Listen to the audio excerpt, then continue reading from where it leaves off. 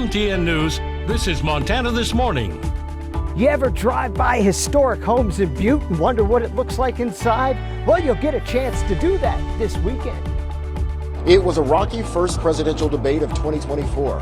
I'm Jared Hill in Atlanta with President Biden's soft-spoken tone and former President Trump's falsehoods.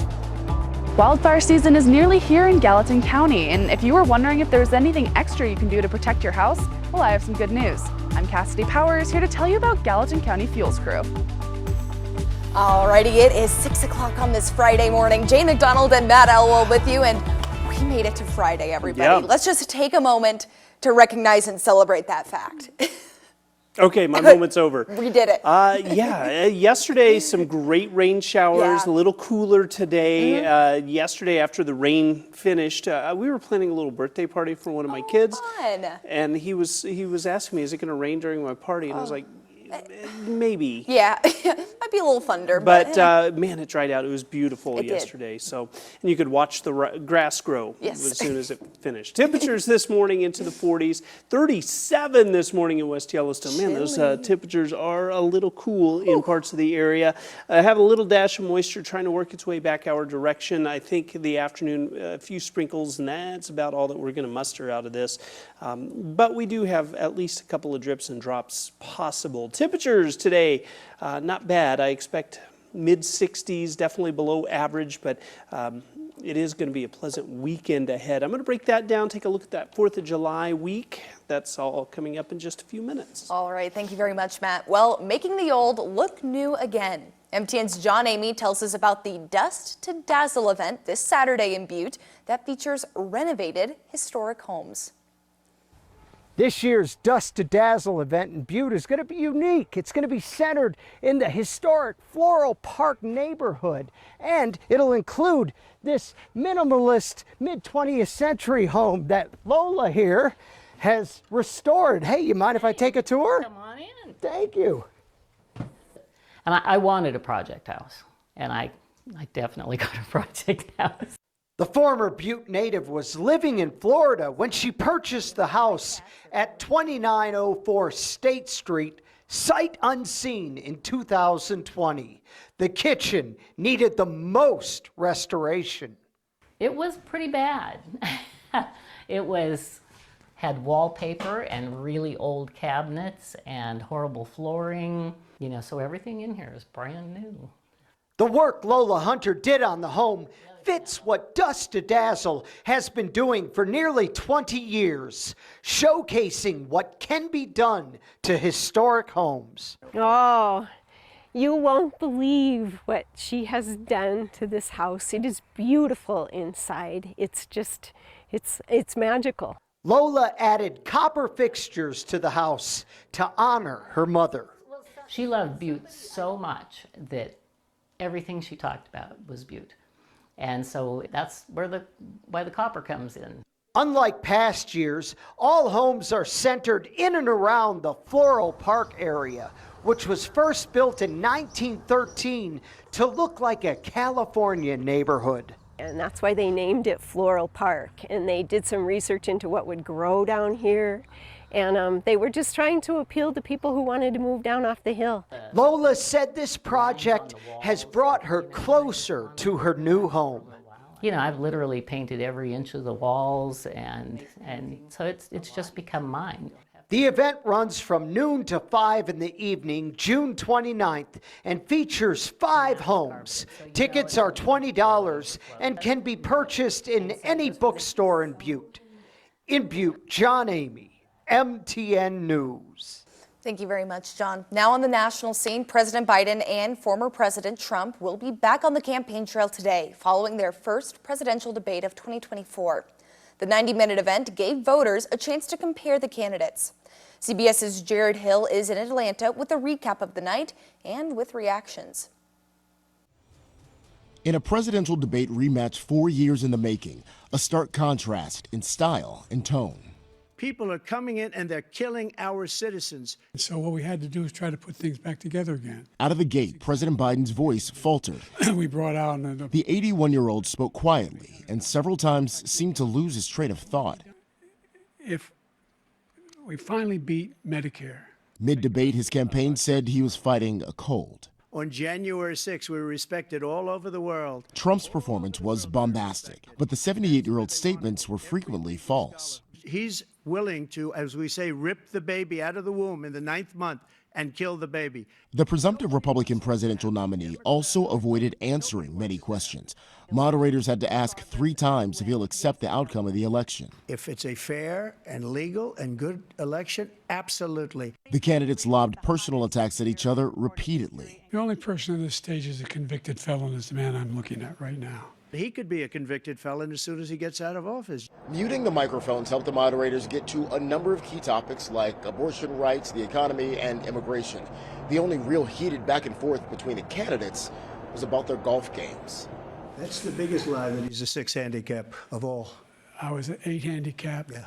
As Americans watched across the country, undecided voters we heard from said the debate didn't help them make up their minds. I wish it would have. Unfortunately, no. It didn't really add a lot of new information. The next presidential debate, September 10th. Jared Hill, CBS News, Atlanta. And according to a Gallup poll gathered before the debate, about 60% of U.S. adults say they were very concerned that President Biden is too old to be president. Only 18% had the same level of concern about Trump. Now back in some Treasure State headlines, you may recall the Bridger Foothills fire that destroyed many homes just northeast of Bozeman. A crew of volunteer firefighters is now helping homeowners clean up brush in order to protect their homes from devastating fires. Our Cassidy Powers learned why these volunteers are offering their help for free. It may not seem like it on this rainy Thursday afternoon, but wildfire season is approaching fast. And if you're concerned about the safety of your house this year, well, don't worry. Gallatin County Fuels Crew has got you covered. While Bridger Foothills was a horrible experience for our community, it was also a learning opportunity, which heightened that interest, right? When something happens in the backyard, it kind of highlights what's my risk of my property. The Bridger Foothills fire happened almost 4 years ago in September of 2020. It covered over 7,000 acres, burned almost 30 homes, and many other buildings. And although this incident was tragic, it got Gallatin County Emergency Management thinking. About 2 years ago, we've started a wildfire mitigation program. Patrick Lonigan is the Chief of Emergency Management and Fire for Gallatin County. He tells me about Gallatin County Fuels Crew. These crews are going out, working within 200 feet of the homes and helping to reduce and eliminate the hazardous fuels in those areas to help reduce the likelihood of ignition from wildfire in the area. The crew this year, 3 firefighter volunteers, 1 from Bridger Canyon, the other 2 from Highlight Fire Department, all 3 Montana State University students. This crew started their work a few weeks ago and have been tackling over 3 properties a week. So they're going out and depending on the project, it might be limbing up trees. It could be thinning out stands of trees so they're not as dense. It could be pulling flammable materials away from the house, a variety of things, all aimed towards reducing how easy it is for ignition to start. And if you're interested in this work and were wondering how much this wildfire mitigation would cost you, individuals that happen to be in our defined project areas, we can provide support for home ignition zone work at no cost to the homeowner. And if you are curious if you're in those defined project areas, if you're along the Gallatin front on the south side of the valley here, you're kind of up towards Bozeman Pass, you're the west side of the Bridgers, where you're out in Clarkston, you likely are in one of our project areas. But this home ignition zone work is just one of their programs. If you're curious if you're eligible for work on your property or how susceptible your property is to wildfire risk, reach out to Emergency Management by going to readygallatin.com and clicking on the wildfire mitigation link. In Bozeman, Cassidy Powers, MTN News. And Montana Fish, Wildlife and Parks is warning that drought conditions and warming temperatures could trigger fishing restrictions in the coming weeks. Water above 73 degrees can put significant stress on fish. And according to FWP, several water bodies across the state are nearing that threshold. Fisheries managers meet weekly to evaluate conditions and weigh several factors, including fish species and their numbers, water temperature, water flow, and whether the area is seeing significant pressure from anglers. FWP has several tools to help protect fish, including implementing hoot owl restrictions, closing fishing between 2 in the afternoon to midnight. FWP say anglers can help protect fish by landing them quickly, limiting handling of the fish, and keeping them in the water as much as possible. Really important stuff to know, especially going into these warmer months. Yeah, and the drought conditions, they've gotten a little bit inching back up as we had the latest numbers coming in, so we'll be watching that pretty closely. Absolutely, right here in the Storm Tracker Weather Center. Now, before we head into a break, Matt, I chose this especially for you because I know you. Who doesn't love the Kelsey brothers? The Kelsey brothers are a ton of fun. I mean, they're just fun guys to listen to. They don't have filters. No, absolutely not. And what else didn't have filters? Well, the drinks that Jason Kelsey was making up right here.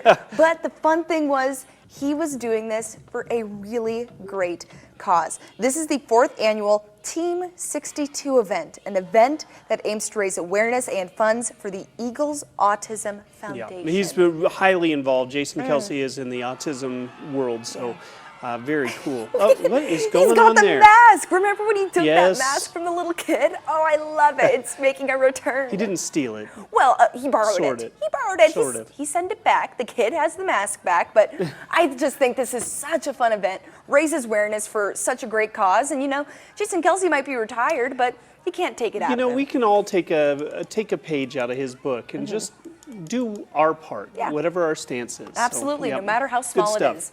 All right, time for a short break here on Montana This Morning. But when we come back, well, the summer months may have just started for our kids, but teachers from around the country already prepping for the next school year.